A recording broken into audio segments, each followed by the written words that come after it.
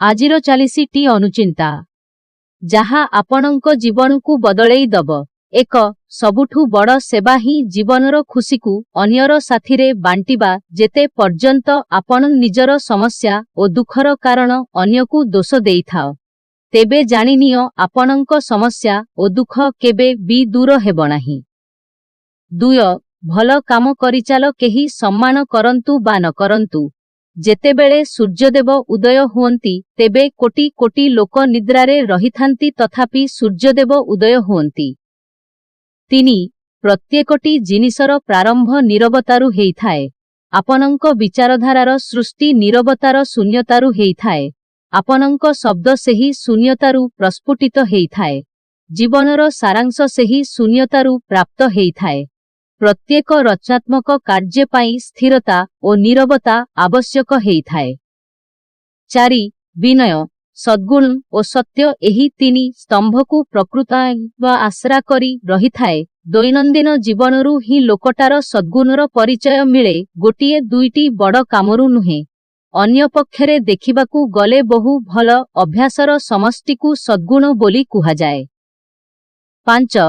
ସଦ୍ଗୁଣ ହିଁ ମନୁଷ୍ୟର ସୌନ୍ଦର୍ଯ୍ୟକୁ ଶତଗୁଣ ବୃଦ୍ଧି କରିଥାଏ।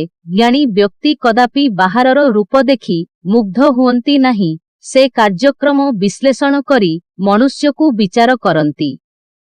6. କୌଣସି ଲୋକ ହଠାତ୍ ସାଧୁ ବା ବଦମାସ ହୋଇଯାଏ ନାହିଁ, ବହୁ ଉଦ୍ୟମ ପରେ ହିଁ ସେ ସାଧୁ ବା ବଦମାସ ହୋଇଥାଏ।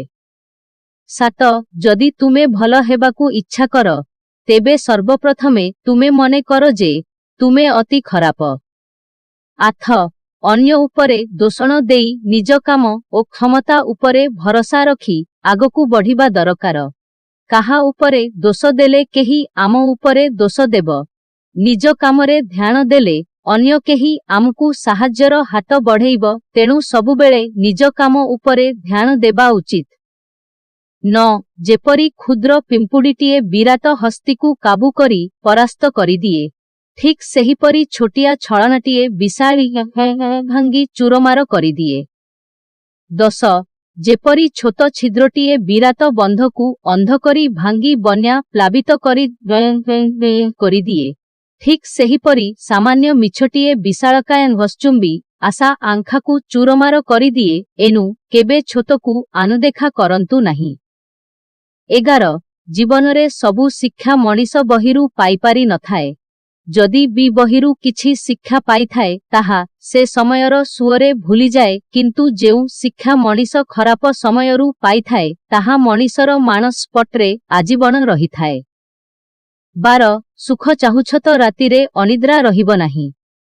ଶାନ୍ତି ଚାହୁଁଛ ତ ଦିନରେ ଶୋଇବ ନାହିଁ।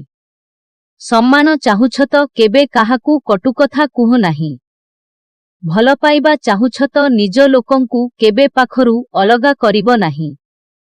13. ଲୁଣ ଭଳି କଡ଼ା ଜ୍ଞାନ ଦେଉଥିବା ବ୍ୟକ୍ତି ହିଁ ପ୍ରକୃତ ବନ୍ଧୁ, କାରଣ ଇତିହାସ ସାକ୍ଷୀ ଅଛି ଲୁଣରେ ଆଜିଯାଏ କେବେ ପୋକ ପଡ଼ିନାହିଁ। 14. ବାହାର ଦୁନିଆ ଯାହା ଦିଶୁଛି ତାହା ଜୀବନ ନୁହେଁ, ନିଜ ଘରର ପରିସ୍ଥିତି ଅନୁଯାୟୀ ବଞ୍ଚିବା ତାହାକୁ ଜୀବନ କୁହାଯାଏ। କେବେ ବି ନିଜକୁ ଅନ୍ୟମାନଙ୍କ ସହିତ ତୁଳନା କରି ବଞ୍ଚିବା ଶିଖନ୍ତୁ। 15. ସମୟ ଆଉ ସଂସ୍କାର, ଏ ଦୁଇଟିଯାକ ଆମ ସଫଳ ଜୀବନରେ ନିହାତି ଆବଶ୍ୟକ, କାରଣ ସମୟ ଖରାପ ଚାଲିଥିଲେ ସଂସ୍କାରର ମାନେ କିଛି ନଥାଏ, ଆଉ ଉତ୍ତମ ସଂସ୍କାର ନଥିଲେ ସମୟର ମାନେ କିଛି ନଥାଏ। ତେଣୁ ଏ ଦୁଇଟିକୁ ନିଜ ଆୟତ୍ତରେ ରଖନ୍ତୁ ଆଉ ସଫଳ ଜୀବନ ବିତାନ୍ତୁ। 16. ନିଜ ଉପରେ କିପରି ଭରସା ରଖାଯାଏ ନଦୀ ପାଖରୁ ଶିଖ। ଏହା ପାହାଡ଼ରୁ ବାହାରିବା ପରେ ପଚାରେ ନାହିଁ ଯେ ସମୁଦ୍ର କେତେ ବାଟ, ଧୈର୍ଯ୍ୟ ଓ ସହନଶୀଳତା ହିଁ ସଫଳତା ଦେଇଥାଏ। 17. ସତ୍ ଜ୍ଞାନ ଆହରଣ କର, ଚିନ୍ତା ତୁମକୁ ଖାଇବା ଆଗରୁ ତୁମେ ତାହାର ବିନାଶ କର। ଲକ୍ଷ୍ୟ ପୂର୍ବରୁ ତୁମେ ଲକ୍ଷ୍ୟସ୍ଥଳରେ ପହଞ୍ଚିବାକୁ ଚେଷ୍ଟା କର, ଯେପରି ସମୟ ତୁମକୁ ଅସଫଳତା ଦେବା ପୂର୍ବରୁ ତୁମେ ତାକୁ ଅତିକ୍ରମ କରିଯିବ। 18. ଉତ୍ତମ ମନୋମୋହିନୀ ସ୍ତ୍ରୀ, ଗୁଣବାନ ପୁତ୍ର, ବିଶିଷ୍ଟ ବ୍ୟକ୍ତିଙ୍କ ସହିତ ବନ୍ଧୁତା, ଭୟଶୂନ୍ୟ ସ୍ଥାନରେ ବସବାସ, ନିତ୍ୟ ଆୟ, ଅନ୍ନ ବସ୍ତ୍ରର ପ୍ରାଚୁର୍ଯ୍ୟ, ଅଭିଳଷିତ ଦ୍ରବ୍ୟପ୍ରାପ୍ତି ମହାସୁଖକର ହୋଇଥାଏ। 19. ଭଲ ସମୟ ସମସ୍ତଙ୍କ ପାଇଁ ଆସେ, ଅପେକ୍ଷା କରିବା ହିଁ ମୂଳ ଚାବିକାଠି। ଈଶ୍ୱରଙ୍କ ଦରବାରରେ କାହା ପାଇଁ ଅନ୍ୟାୟ ହୁଏ ନାହିଁ, ଏହି ମର୍ମକୁ ବୁଝିପାରି ଜୀବନ ପଥରେ ଆଗେଇବା ଉଚିତ। 20 ପବିତ୍ରତା, ସତ୍ୟ ଓ ବିଶ୍ୱାସ ଏବଂ ଉତ୍ତମ ମାତ୍ରାରେ ପୂର୍ଣ୍ଣ ମନୁଷ୍ୟ ଉନ୍ନତି ଧ୍ୱଜା ହାତରେ ଧରି ଯେତେବେଳେ ବଢ଼ି ଚାଲିବ ସେତେବେଳେ କେହି ତାର ପଥରୋଧ କରିପାରିବ ନାହିଁ। 21 କଥା କହିବାର ଶୈଳୀ ଏମିତି ରଖ ଯେ ଅନ୍ୟମାନେ ତୁମ କଥା ଶୁଣିବାକୁ ବ୍ୟାକୁଳ ହେବେ। କଥା ଶୁଣିବାର ଶୈଳୀ ଏମିତି ରଖ ଯେ ଅନ୍ୟମାନେ ତୁମକୁ ପ୍ରତ୍ୟହ ତୁମ କଥା କହିବେ। 22 ଜୀବନର ରାସ୍ତାରେ ଚାଲିବାକୁ ହେଲେ କେତେ ଘାତ ପ୍ରତିଘାତ ସହି ଆଗକୁ ବଢ଼ିବାକୁ ପଡ଼ିବ।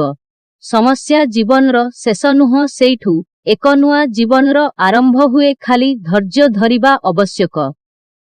23 ଶୀତ ସକାଳର କୁହୁଡ଼ି ବି ଆମକୁ ଏକ ଶିକ୍ଷା ଦିଏ। ରାସ୍ତା ଯେତିକି ପର୍ଯ୍ୟନ୍ତ ଦେଖାଯାଉଛି କିଛି ଚିନ୍ତା ନ କରି ସେତିକି ଯାଅ, ସେଠି ପହଞ୍ଚିବା ପରେ ରାସ୍ତା ଆପେ ଆପେ ଦେଖାଯିବ।